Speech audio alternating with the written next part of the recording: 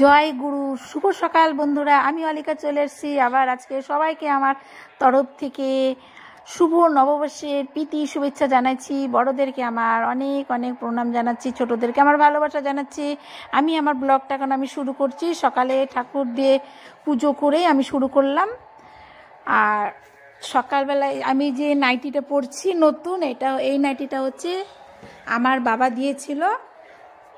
নাইটিটা আমি বের করে পরলাম, বাবার কথা খুব মনে পড়ছে, বাবা তো নেই, সেই জন্য বাবার নাইটিটা আমি পরে নিলাম আজকে। এটা নতুন নাইটি আমি তুলে রেখে দিয়েছিলাম।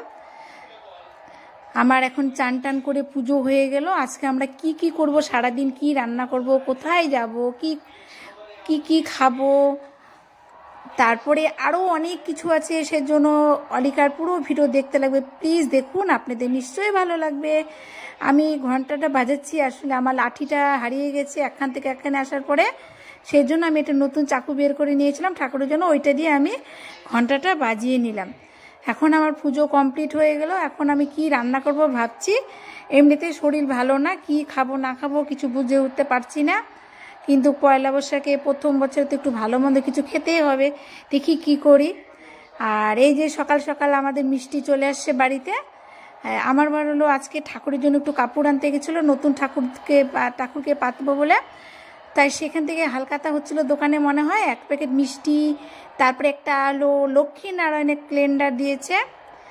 আর আমি এই যে বসে একটুখানি মিষ্টি একটু মুখে দিলাম, স্নান টান করে দেখলাম না মিষ্টিটা ভালোই দিয়েছে। এখন আমি রান্না শুরু করে দিব।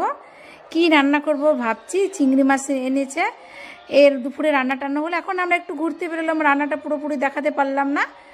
এখন আমরা ঘোরার জন্য বেরিয়ে গেলাম। কোথায় যাচ্ছি এটা তো বলবেন যে অলিক একই জায়গায় যায়, হ্যাঁ একই জায়গায় যায়, কারণ আমাদের শিলিগুড়িতে এই জায়গাটা আমাদের বাড়ি থেকে খুবই কাছে হয়।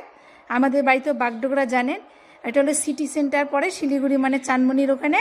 এখানে সবাই আসে, সবাই যখন যেখানে ঘুরতে টুরতে সবাই এখানে চলে আসে। তাই এখানে আমরা এখন বের হচ্ছি, ওই যে আমি, সোনু আর আমার মেয়ে যাচ্ছি। এখানে মানে গরিব বড়লোক সবাই যেতে পারে, এখানে কোনো টাকা টুকা নেই, এমনিতে গেলেও খেতেও পারবেন, কিনতেও পারবেন, ইচ্ছা না হলে বসতেও পারবেন। এই দেখেন ট্রেন চলছে, কিন্তু এটাতে আবার টাকা নেই, এটাতে 50 টাকা করে টিকিট নেয়।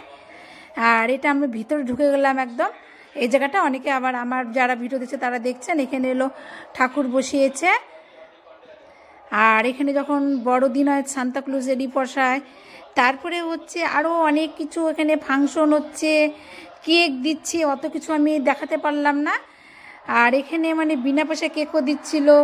আর আমি বাইরের ভিউটা আপনাদেরকে দেখাচ্ছি, দেখেন একটু সন্ধ্যা সন্ধ্যা হয়ে গেছে, দারুণ সুন্দর লাগছে, হাওয়াও বইছে, মনে হয় বৃষ্টি হবে।